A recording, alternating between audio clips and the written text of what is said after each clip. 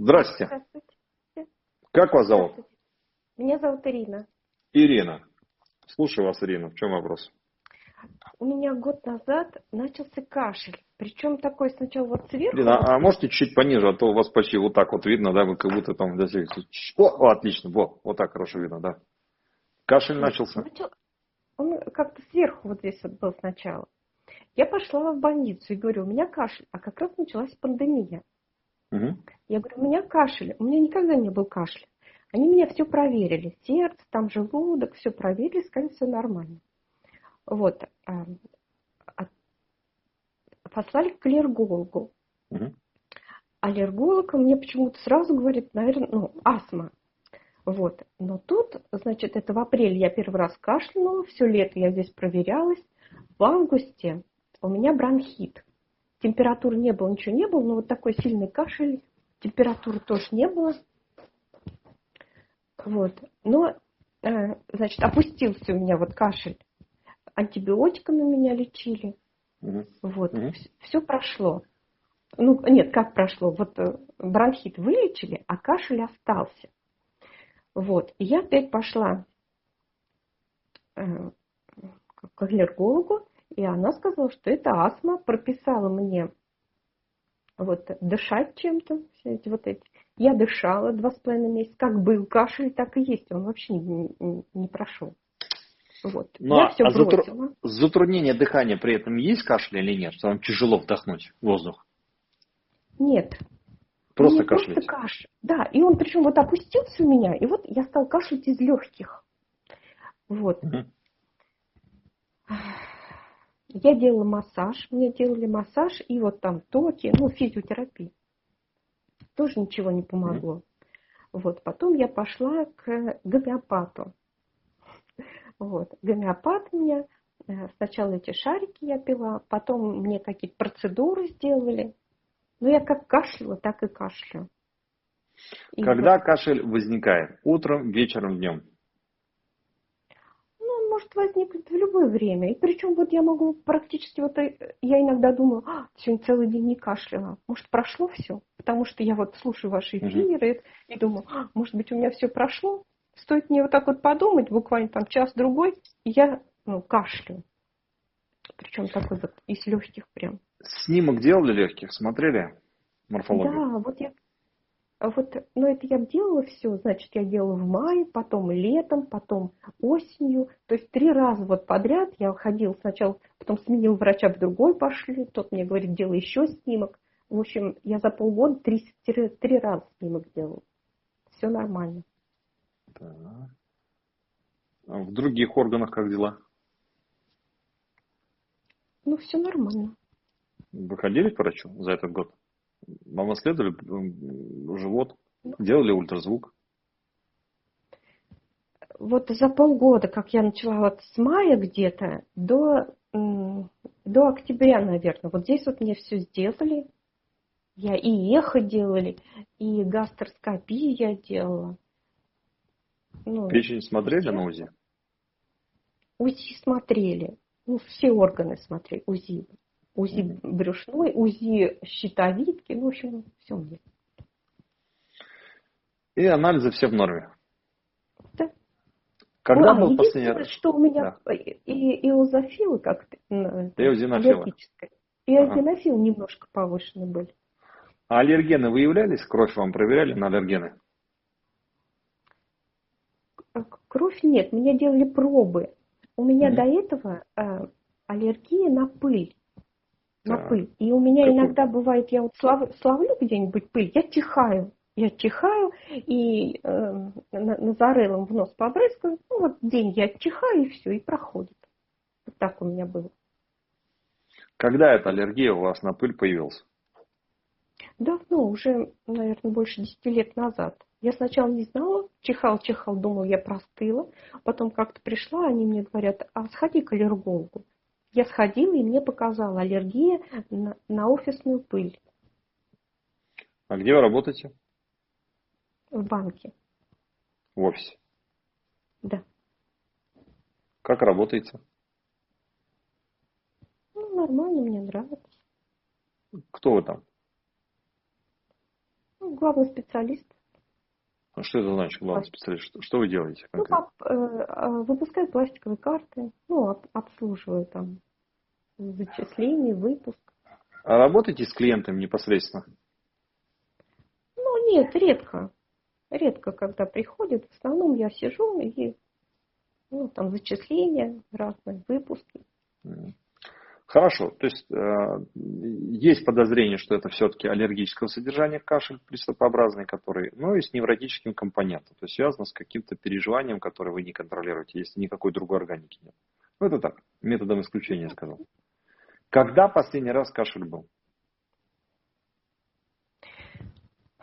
Ну, я в день вот так кашляю несколько раз. Когда последний раз кашель был?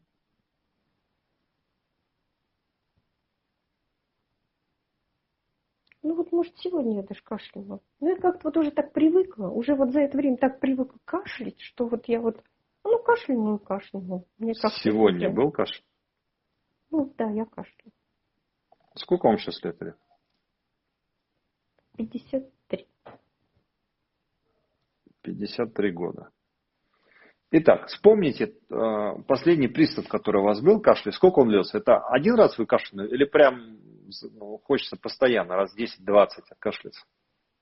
Ну вот сегодня я один раз кашлянула, но иногда бывает так, что вот начну кашлять, и прям вот кашляю. И надо прям воды попить, тогда я как-то это... Сколько это длится? Сколько это длится? Ну, нет, может, минуту. Минуту. Я кашляю.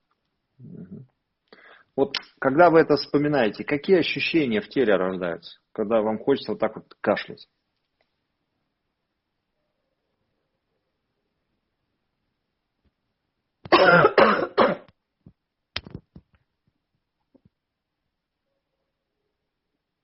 Какие ощущения рождаются, которые побуждают вот так вот кашлять?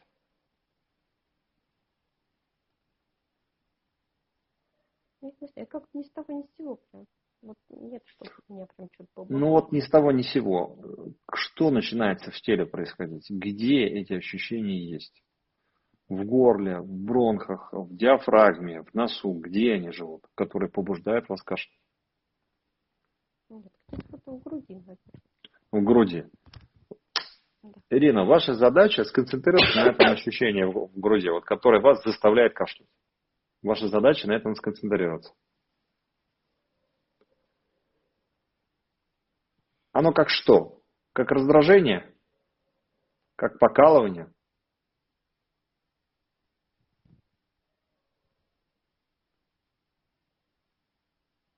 Опишите его, ну как что?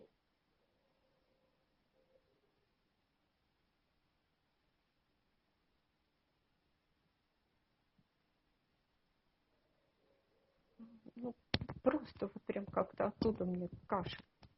Ну вот как что? Сравните ее с чем-то, чтобы мы поняли, что вы чувствуете. Опишите это чувство.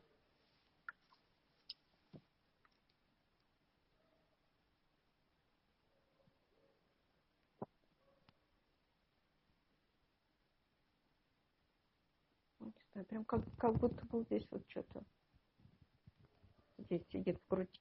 Как что?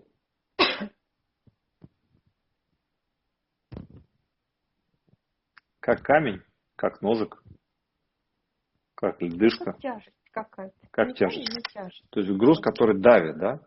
Окей. Он не давит, он как тяжесть. Вот. Как тяжесть. Вот это как тяжесть. Сконцентрируйтесь на этом чувстве. Мы пойдем в ваше прошлое, посмотрим, откуда это на самом деле взялось. Я буду называть годы вашей жизни, а вы будете просто слушать свое тело. В том возрасте, в который я буду называть, это чувство может остаться, может усилиться, может исчезнуть. Договорились? Итак, скажите себе, мне 50 лет. Есть это ощущение в теле?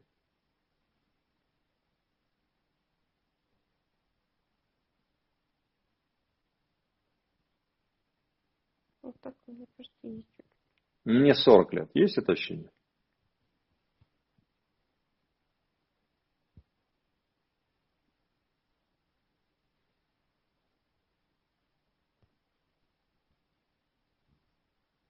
Мне 40. Есть это ощущение? Нет. Мне 45.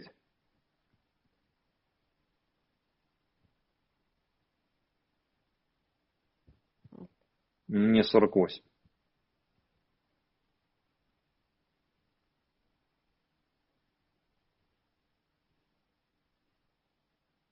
Есть или нет 48? Ирина, вернитесь. Связь пропадает чуть-чуть. Ирина. Нет, Ирина, не вы с слышу нами? сейчас. Да-да. Слышите? Мне 49. Мне 49. Сейчас слышно опять, да. Мне 49.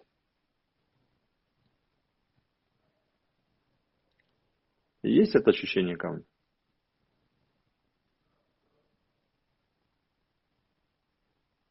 Есть или нет? Ну, если так чуть-чуть как-то. Чуть-чуть. Мне 50.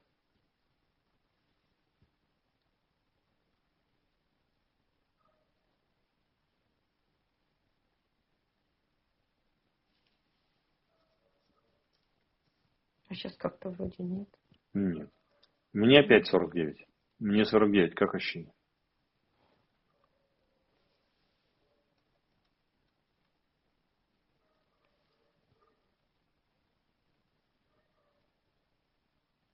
Ну, так чуть-чуть.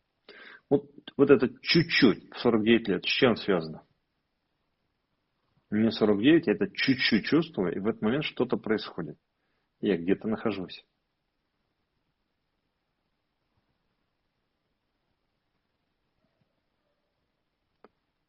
Где я в этот момент нахожусь, когда здесь начинает вот это чуть-чуть происходить? Где я? Дома либо на работе? Куда меня память переносит? Там, где я начинаю это чувствовать, в 49 лет.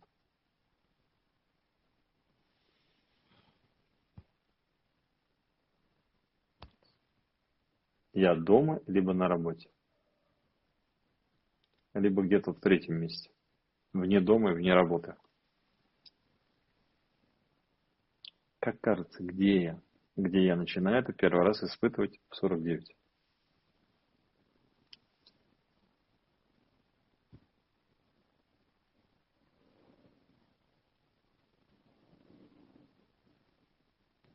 Нет, прям ничего не приходит. Мне 49, я начинаю это чувствовать, и в этот момент я в какой-то ситуации нахожусь, в каком-то месте. И что-то происходит, связанное с этим ощущением. Ваша память это четко знает. Где я и что происходит.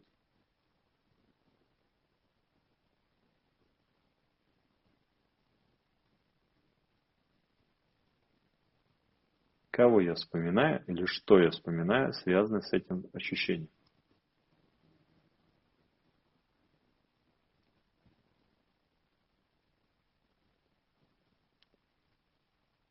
Мне 49, и я это начинаю чувствовать. Что в этот момент происходит?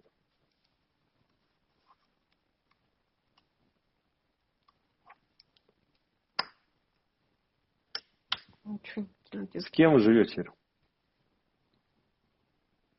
С кем вы Я живете? живу с мужчиной. С мужчиной. Вот вам 49, и этот мужчина рядом. Как ощущение? Оно такое же остается или сильнее становится? Нет, я тогда жила с сыном. С сыном вы тогда жили. Окей. Я жила с сыном. 49 жили с сыном. Вот вы и сын рядом. Как ощущение, что с ним происходит?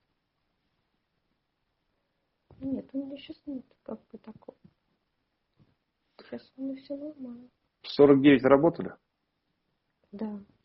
Вам 49, вы на работе. Что с ощущением? Вы заходите в свой офис, который вы знаете. Ну, там рабочее место у вас какое-то есть, которое было в 49. Как ощущение?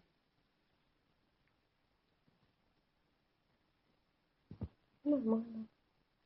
Есть это чувство в теле? Нет, вот сейчас прям нет.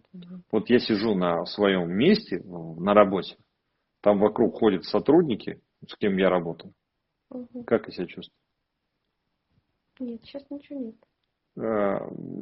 Куда сын-то делся? Я на работе же. Нет, я Сейчас? другой вопрос. Да, вы скажете, что Сейчас жили с сыном? сын взрослый, он сейчас с девочкой живет. Так, то есть отъехал. А мужчина потом появился? Да, Когда вы познакомились? 2 года назад. 2 года. То есть вам было тогда, получается, сколько? 51, да? 51. А до этого одна жили с сыном? Сын, да. А муж куда делся? Ну, я с ним рассталась. Давно?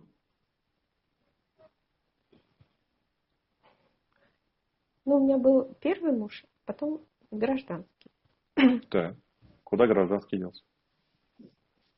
Ну, я с ним тоже давно рассталась. Когда? Ну, когда сыну было 7 лет в школу идти, я с ним рассталась. Вам 49, кто бесит?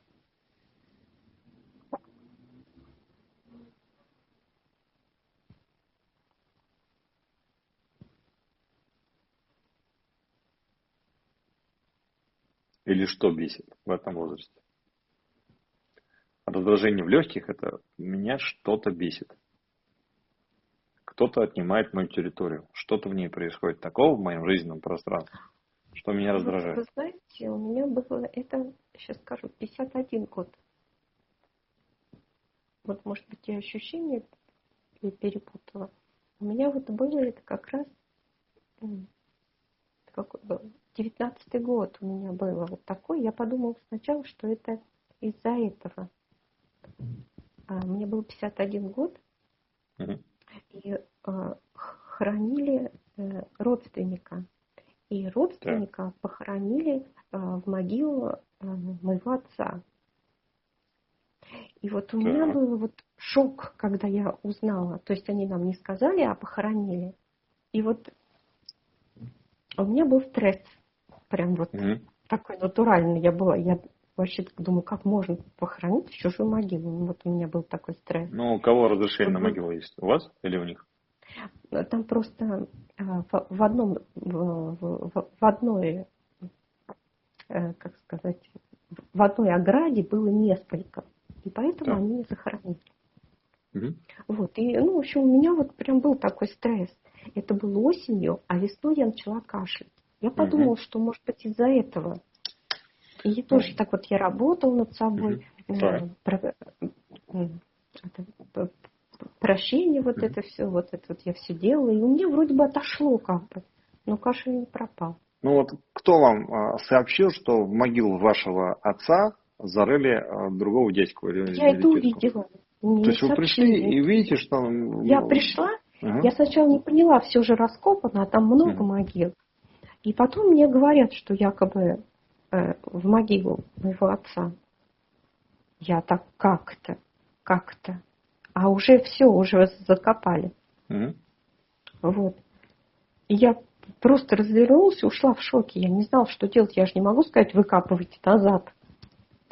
Вот. И я шла домой и не знала, как сказать маме. Я очень боялась, что мама из-за этого... А ей сделали операцию на глаз.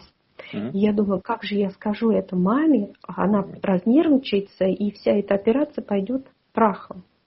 И я как бы думаю, не буду ей говорить. Сначала думала, как ей это все сказать. И вот я прям чувствовала, как вот мне плохо. Вот я этот шок испытала. Вот где это плохо живет в моем теле? В могилу моего папы закопали без моего ведома Вот дальнего прям в родственника. груди. Так, вот Вот в этом прям. же месте. Вот в этом же месте. Да, вот Так, прям вот вот сейчас тут. вот когда вспоминаете, сидит там. Да, вот прям вот я вспоминаю, и Ясно. мне прям вот здесь вот. Окей. Вы хоть оживаете, когда начинаете рассказывать. Это до этого очень скромно, тихо. Окей, Ну, давайте я... поработаем с этим. Давайте поработаем с этим. Итак, мне один день, я в животе у своей мамы, как ощущение? Мне один день даже. Хорошо. В этот момент представьте, что к вам приходит Бог и говорит: дорогая Ира, в твоей жизни получится так, что в 51 год ты придешь на могилу своего отца и увидишь, что туда похоронили человека без твоего ведома. И ты очень сильно испугаешься и не будешь понимать, как на это реагировать. Тебе будет страшно сообщить об этом твоей маме, которая только что перенесла операцию. Но все это для того, чтобы в этот момент ты почувствовал себя абсолютно счастливой, гармоничной, уверенной в себе женщиной, которая чувствует себя еще мощнее, здоровее.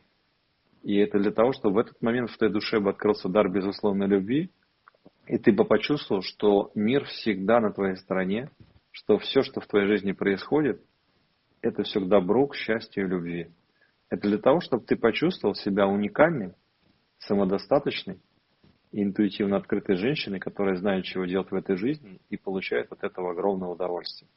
Это для того, чтобы ты эту ситуацию воспринял как знак свыше, который тебе указывает на то, что с этого момента твоя судьба потечет в очень благоприятном ключе, что у тебя будет все легко получаться, к тебе будут легко приходить деньги, у тебя будет отменное здоровье и прекрасные гармоничные взаимоотношения со всеми родственниками, близкими, знакомыми и вообще со всем миром.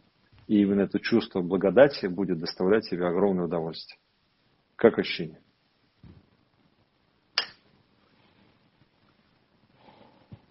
Прям вот легко стало. Я пришла на могилу, на могиле свежая земля, закопали кого-то непонятно, там, где похоронен мой отец. Как ощущение?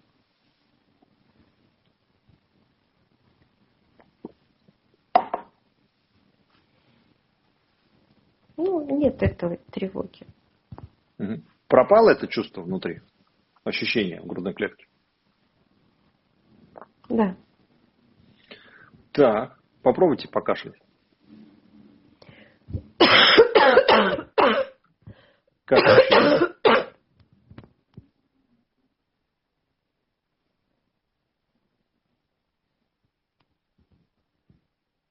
Как ощущение? Хочется продолжить? Нет. Неохота. Ирина, знаете, в чем еще ваша одна такая большая проблема? Вы очень, так сказать, скромно себя ведете. Ну да. Вы очень скромно себя ведете. Вы зажимаете свою яркость, неповторимость, свою уникальность. Вы лишь бы никому не навредить ничего. И вот это лишь бы, да, это, знаете, как сказать, превращаете свою жизнь в поток сплошной тени, чтобы меня никто не заметил. Чтобы что плохого обо мне не подумали. Надо быть собой, а не скромным. Если у вас какое-то желание рождается, что-то делать в этой жизни, или куда-то пойти, или с кем-то общаться, либо не общаться, нужно слушать себя. И не важно, кто что подумает. Важно, как вы себя будете чувствовать в своей жизни и самой выбирать эти чувства. А не жить в качестве удобного приложения для остальных людей. Ну, я так не очень, конечно, обращаю внимание, что скажут. Ну, вот так, чтобы, да, чтобы не навредить кому-то, это да. Что-то. Вы это делаете неосознанно в своей голове. Очень скромно себя ведете. Никакого отношения к культуре или там, к счастью это вообще не имеет. Вас так воспитали. Удобный, покладистый, молчаливый, не имеющий свое право голоса и так далее. А его надо пробудить. А его надо раскрыть. Тогда вы будете мощнее чувствовать себя. И здесь вот одной моей работы мало. То есть нужно вам открывать свой голос, открывать свое «я», открывать себя этому миру и кайфовать от этого. Понимаете, о чем я говорю? Не совсем. Не совсем. Петь умеете? Ну, никак. Петь умеете? Нет. Когда последний раз пробовали этим дурацким занятием заняться под названием вокал? Да даже не пробовала. Вот надо попробовать. Хотя бы вопойте, сходите на уроки вокала. Ну, я как-то всегда стесняюсь петь. Мне кажется, у меня нет таких данных. Сходите на уроки вокала. Это не значит, что вам надо в опере выступать завтра, да? Мы не об этом говорим. Не о том, что вы стали бы сопрано и петь. Это к тому, чтобы вы стали слышать свой голос, который вы зажали вот так вот полностью, не даете себе его проявить. Это самый простой прием, который открывает в человеке ощущение себя. Самый простой. То есть не надо психоанализом долго заниматься, да? Надо просто почувствовать свой голос, который у вас есть.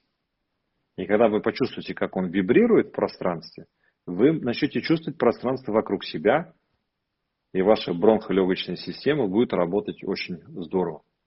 И эмоциональное состояние в момент вокала меняется у любого человека.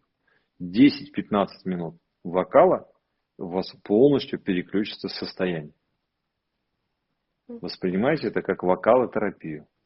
Есть, конечно, специальные приемы, но хотя бы пойти и именно вот позаниматься вокалом с педагогом, который вам раскроет. Но петь только то, что вот нравится, да, не всякие там эти сольфеджио и так далее, да, вот этого не нужно ничего. Речь не об академическом пении, а то, чтобы голос вы почувствовали, раскрыли бы его. И тогда это дело пойдет. Вот, у нас есть курс по исцелению, 2-я ступень, там немножко этих упражнений Александр давала, да, работа с голосом. Ну и в курсе института, безусловно, эти упражнения она тоже дает. У него модуль я прошел уже. Это очень интересный инструмент работы с голосом по нормализации своего психоэмоционального состояния, по раскрытию своей личности и по получению кайфа от этого. Просто так и без всякой причины. Понятно? Хорошо, да. То есть, Спасибо. хотите быть здоровым, идите на вокал. То есть, вот реально надо месяца 2-3 позаниматься вокалом, а потом сравните свое состояние. И попробуйте понять, что нового вы захотите думать и как себя вести в этой жизни. Как себя ощущать в этом пространстве жизни, которое вы занимаете. Понятно ли? Хорошо. Есть Спасибо вопросы еще? большое. Есть еще вопросы? Понятно. Достаточно, да? Ну все, удачи тогда. Спасибо большое вам. До свидания.